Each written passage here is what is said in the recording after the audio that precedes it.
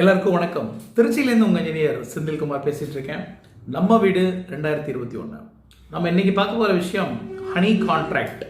அதை பற்றி நம்ம 2 வீடியோவில் பேசணும். அதை பற்றி ஒரு இன்ட்ரொடக்ஷன் கொடுத்தோம். தென் டீட்டெயிலாக வாட் இஸ் ஹனி கான்ட்ராக்ட் அப்படின்னு ஒரு வீடியோ பண்ணியிருந்தோம். இப்போ இந்த ஹனி கான்ட்ராக்ட் எந்த முக்கியமான 4 பிரச்சனைகளிலிருந்து ஒரு வீடு கட்டுற ஒருத்தரை சேவ் பண்ணுது அப்படிங்கிறத நம்ம இந்த வீடியோவில் பார்க்கலாம். ஹனி கான்ட்ராக்டை பற்றின தெளிவான முந்தைய வீடியோவை பார்த்துட்டு இந்த வீடியோ பார்க்குறது இந்த ஒரு ஃபர்தர் கிளாரிட்டிக்கு ஹெல்ப்ஃபுல்லாக இருக்கும். வாங்க வீடியோவில் போகலாம்.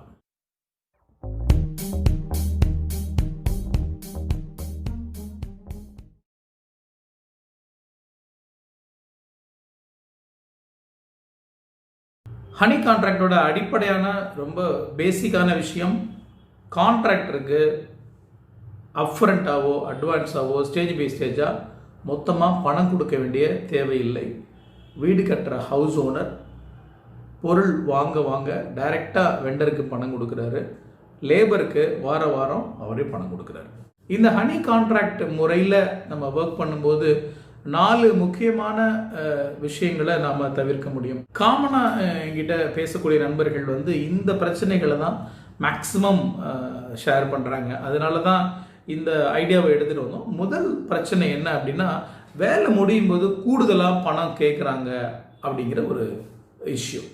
இப்போ கூடுதலாக பணம் கேட்குறாங்க அப்படிங்கிறது 2 பக்கத்துலேயும் நியாயம் இருக்கலாம், 2 பக்கத்துலேயும் ஏதாவது ஒரு சின்ன தவறு இருக்கலாம். முழுமையான கிளாரிட்டியோட ஒரு விஷயத்தை அணுகும்போது இந்த மாதிரி பிரச்சனைகளை நம்ம எதிர்கொள்ள வேண்டிய தேவையில்லை. வீடு கட்டி கொடுக்குற அந்த இன்ஜினியரோ கான்ட்ராக்டரோ ஹவுஸ் ஓனருக்கு எல்லா விஷயங்களையும் முன்னாடியே தெளிவாக சொல்கிறதன் மூலமாக நிறைய பிரச்சனைகளை, அந்த மன வருத்தங்களை நாம் தவிர்க்க முடியும்னு சொல்கிறோம். ஆனாலும் ப்ராக்டிக்கலாக பண்ணும்போது அது எல்லாத்தையுமே நாம் சொல்ல முடியாமையும் போகிறதுக்கான வாய்ப்பு இருக்குது. ஆகையினால இந்த ப்ராப்ளம் நம்ம இந்த முறையில் நம்ம ஒர்க் பண்ணும்போது தவிர்க்கப்படும். ஏன்னா ஆக்சுவலாக என்ன செலவாகுது மெட்டீரியலுக்கு லேபருக்குங்கிறத கையிலேருந்தே கொடுக்கறதுனால கடைசி நேரத்தில் நம்மக்கிட்ட எவ்வளோ பணம் இருக்குது, என்ன வேலை இருக்குது, இதுக்கு என்ன மாதிரியான செலவுகள் வரும், எதுக்கு நம்ம எந்த செலவை தவிர்க்கலாம், எந்த வேலையை செஞ்சுக்கலாம்ங்கிற முழுமையான ஒரு கம்ஃபர்ட் ஹவுஸ் ஓனர்கிட்ட இருக்கும். இது ரொம்ப கிரிட்டிக்கலான விஷயம். அது இந்த வகையில் நாம் செய்ய முடியும். 2வது முக்கியமான பிரச்சனையாக நான் பெரும்பாலும் மக்கள்கிட்டேருந்து கேட்கக்கூடிய விஷயம் சொல்கிறது ஒன்று செய்கிறது ஒன்றா இருக்குது அப்படிங்கிற மாதிரியான ஒரு பார்வை. அந்த ஹவுஸ் ஓனர் பர்ஸ்பெக்டிவில் பார்க்கும்போது இந்த மாதிரி செய்வோன்னு சொன்னாங்க ஆனால் செய்யலை, இந்த மாதிரி ஒரு பொருள் ப்ராடக்ட் பயன்படுத்தோன்னு சொன்னாங்க ஆனால் பண்ணலை, இது நான் இப்படி எதிர்பார்த்தேன் ஆனால் அது மாதிரி நடக்கலை அப்படிங்கிறது. இந்த மாதிரியான ப்ராப்ளத்துக்கு முக்கியமான காரணம் ஒன்று தெளிவாக டிஸ்கஸ் பண்ணாதது, இன்னொன்று அசம்ஷன். எந்த ஒரு கம்யூனிகேஷன்லையும் எந்த ஒரு உறவுகள்லையுமே அசம்ஷன் இருக்கும்போது இது இப்படி தான் இருக்கும் அப்படி தான் இருக்கும் நம்மளே நினச்சிக்கும் போது அது மீட் ஆகாத சமயத்தில் நமக்கு ஏமாற்றங்கள் வரும். ஸோ இந்த பொருட்கள் எல்லாமே நம்மளே தான் வாங்கி கொடுக்குறோம், எந்த பிராண்டு என்ன மாடல் என்ன மேக்கு எல்லாமே நம்ம தான் வாங்கி கொடுக்குறோம் அப்படிங்கிற பட்சத்தில் இந்த பிரச்சனையே வர்றதுக்கு வாய்ப்பு இல்லை. ஏன்னா வேலை செய்ய போகிற அந்த ஆட்களுக்கான சம்பளத்தை டைரெக்டாக கொடுத்துருவோம், பொருட்கள் நம்ம தான் வாங்கி கொடுக்க போகிறோம், என்ன பிராண்டில் என்ன மாடலில் எப்படி வேணுங்கிறது. ஆகையினால இந்த மாதிரியான வருத்தம் முற்றிலும் தவிர்க்கப்படும். 3வது ரொம்ப ரொம்ப முக்கியமான விஷயம் சொல்கிற ஒரு குற்றச்சாட்டு என்ன அப்படின்னா, பணம் வாங்கிட்டு வேலை செய்யலை, பணம் வாங்கிட்டு போயிட்டாங்க, அவங்கள போய் திரும்ப திரும்ப கூப்பிட்டுட்டே இருக்கோம், வரல, இந்த வாரம் அந்த வாரங்கிறாங்க, வரல, வேலை ஆரம்பித்து 2 வருஷம் ஆச்சு 3 வருஷம் ஆச்சு அப்படிங்கிற மாதிரியான ஒரு பொசிஷன் இருக்குது.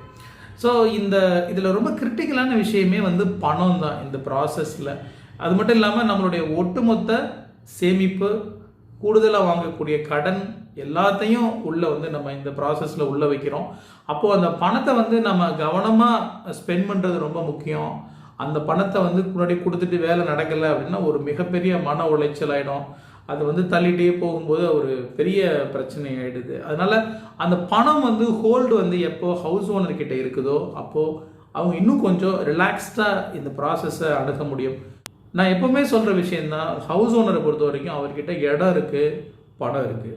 வீடு கட்டுறதுக்கு தேவையான ஒரு டெக்னிக்கல் பிரெயின் ப்ளஸ் அந்த ஆட்களை மேனேஜ் பண்ணி குவாலிட்டியாக ஒர்க்கை எக்ஸிக்யூட் பண்ணுற ஒரு சப்போர்ட் வேணும். ஸோ அதை தான் நம்ம வந்து இந்த ஹனி கான்ட்ராக்ட் முறையில் மீட் பண்ணுறோம். ஸோ தட் இந்த மாதிரியான பணத்தை முன்னாடி கொடுத்துட்டு பின்னாடி தடுமாறக்கூடிய சூழல் இதில் முற்றிலுமாக தவிர்க்கப்படுது. 4வது விஷயம் வந்து ப்ராஜெக்ட் டிலே. அதாவது இது வந்து பணம் வாங்கிக்கிட்டு வேலை செய்யாமல் போகிறது இல்லை. பணம் வாங்கிக்கிட்டு வேலை செய்கிறாங்க, ஆனால் ஆள் ரொம்ப கம்மியாக வராங்க, ஒருத்தர் 2 பேர் வராங்க.